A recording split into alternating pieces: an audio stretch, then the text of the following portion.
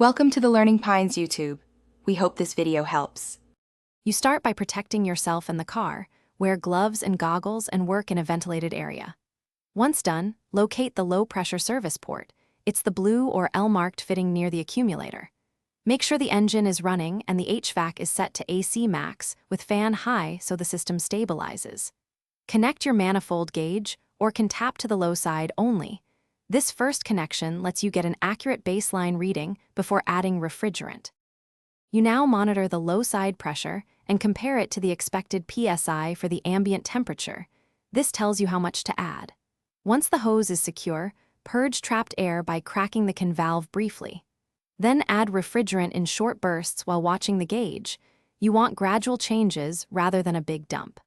Make sure to pause for 30 to 60 seconds after each short fill so the pressure and cooling effects stabilize, and recheck readings frequently to avoid overcharging.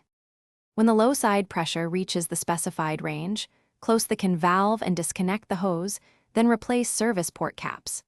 You should run the AC for 5 to 10 minutes and check vent temperature and listen for unusual sounds. That confirms proper charge and operation. If cooling is still weak or the compressor never engages, check for leaks, inspect fuses and the compressor clutch. If a leak is suspected, do a leak test and repair before recharging to avoid. Thanks for watching. Consider subscribing if we helped you.